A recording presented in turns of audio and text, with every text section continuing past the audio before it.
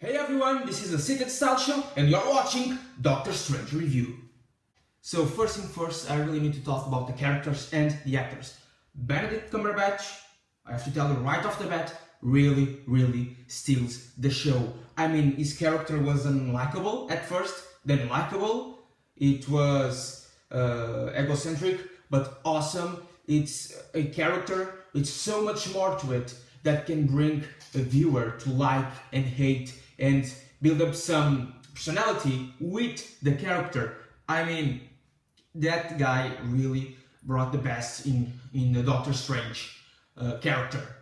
I've been a fan of Doctor Strange ever since a little game called Marvel Ultimate Alliance. I've played it on my PSP, PlayStation Portable, for those who don't know. And so I got to see Wong, I got to see the Eye of Agamotto, I got to see the Sanctum Sanctorum.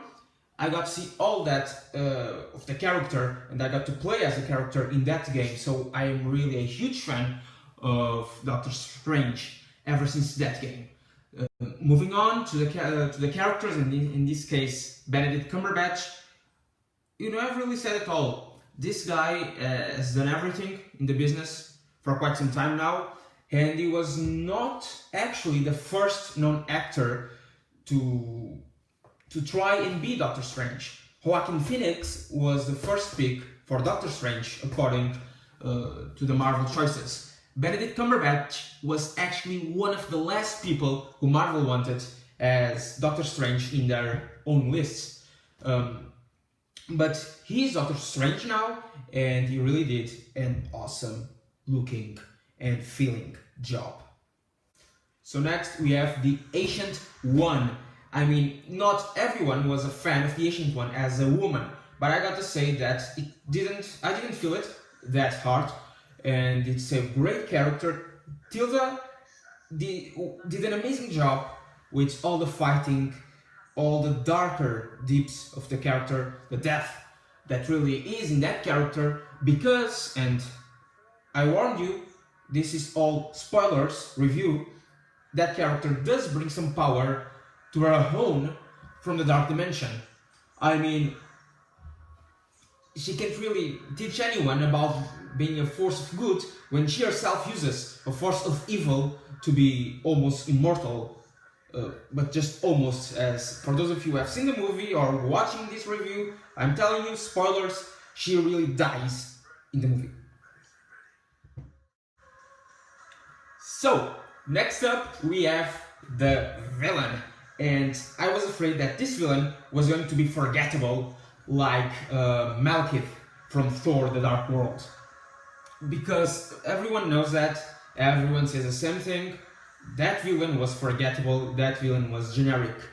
Now, this villain did not feel that way, and we haven't seen the last of him yet, because he's just in the dark dimension right now, and he will come back anytime soon. I am talking, of course, of the character played by the actor from Hannibal. He was also in one of the Bond movies with Daniel Craig. He's really a great actor, and he did a lot for this character. He made it unforgettable. He's not a Loki, he's not a Joker, but he is a great character. So, after talking about Benedict Cumberbatch, about Tilda, who was the Ancient One, after talking about the Mads Mikkelsen character, I really have to tell you about the character played by Chiwetel Ejiofor, the character of Karl Mordo in the comics Baron Mordo. This villain is practically the most, not the most powerful, but most iconic Doctor Strange villain. And right now he was fighting side by side with Doctor Strange. But in the future, things will not work out that way.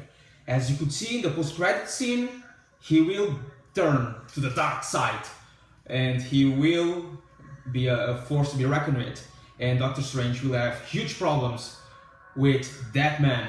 I will not talk about the post-credits scenes. There are two of them in this video. I will talk about them in a future video. Right now I am just analyzing the movie, not counting the post-credit scenes. Next up we have Wong, and Wong was the librarian in Doctor Strange, and he will be Doctor Strange's servant in New York. And this character, it was played by Benedict Wong, perhaps. And that character was a really fun character, but it was also a serious character when he needed to be. Rachel McAdams brought life to an otherwise forgettable character, because she really brought everything to that character. Perhaps another actress would just have played that as some money gig, but Rachel McAdams did a fantastic job as the love interest in this movie. About the story itself, it felt like slow, I think, right until the moment Doctor Strange discovered the mystical world, and from the moment he's discovering more and more and more, the film picks up the pace and it starts to become one epic son of a bitch of a movie. And it's probably going to be one of my favorite Marvel movies, alongside the Avengers and Guardians of the Galaxy, as I have said before. Now, another thing about the story itself is that the writers really brought up the powers of the magicians, of Doctor Strange-like powers, and they adapted the powers very well to the big screen. It was not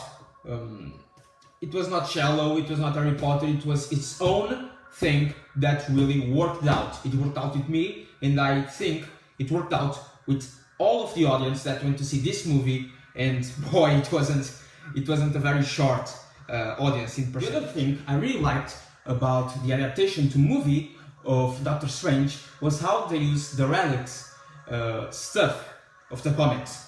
The relics, they do represent some kind of power. Each one has a different power, and it has that power in them. And my favorites of the movie were, of course, the Eye of Agamotto, that has the power to somehow change time back and forth. And spoilers, it's one of the Infinity Stones. I will also talk to you about that in another video, telling you all about the Easter eggs and references to the bigger MCU universe in Doctor Strange. Now, moving on, one of my favorite parts, and this is also about relics, it was the cloak of levitation. It was, when it showed up, when it started to come to life, was my favorite part of that movie. It was funny, it was smart, it was one of the best things in this movie. A movie that has a lot of good things, you know? So, Cloak of Levitation, I want to see more of it, I want to see it come to life. It looked like the carpet from Aladdin, and it was magical. It's all I can say. It's everything I can say about the Cloak of Levitation. I'm almost through with this video. There are only two more things I'd like to talk about. One of them is the special effects. One of the best movie with the most expensive special effects. I mean, this blew my mind more than Avatar did. It really did. I didn't see Avatar in 3D, and I didn't see Doctor Strange in 3D. But Doctor Strange, those graphics, those special effects, I don't know why they didn't went through the roof, and why the movie didn't cost like $2 billion. I really do not know. It was huge with the special effects. It's one of the major appeals of this movie to an average fan, is the special effects in it. I mean, it was Inception, you know, the Nolan movie, times 300. It was really, you know, amazing. It was almost impossible to someone sit down and draw all of those things and then pass them to the computer and do all of that. I mean, only a magician could pull off something like that. Now, the other thing, and I'm going to finalize my video right now, is the big bad of the movie, Doctor Strange. Dormammu, I think that's how you say it. In the comics, we are used to read the names, not yell them out and read to ourselves. But Dormammu was the big villain in this movie, and he's not dead. He's just vanished because he didn't want to be the prisoner of Doctor Strange for all eternity. And so he vanished, and he made the villain of this movie, go out with him, but I don't know about the Mads Mikkelsen character. All I know is that Dormammu will come back for sure. Now, the big bad boss of Marvel until now has been Thanos. We have been teased with his presence ever since the first Avengers movie, when we saw it again in Age of Ultron, in Guardians of the Galaxy, and he hasn't shown up yet, but he will show up in the next few years, and he will spread chaos and damage throughout the MCU. But once Thanos is defeated, who will become the next big bad villain? You know, we have all sorts of theories. Red Skull will come back, and he has that power within him. The Mandarin, the real Mandarin, can still show up, but there are some bigger cosmic entities that will be more powerful, fighting our heroes. And Dormammu is one of those. And if Marvel gets the rights back to Fantastic Four, I think that Galactus will come back as well. But my bet, my official first bet, is either Dormammu or Mephisto, the villain of Ghost Rider. So this has been Andrew Nunes in the Seated Style Show. I have just reviewed Doctor Strange, a fantastic movie. Go see it while you can.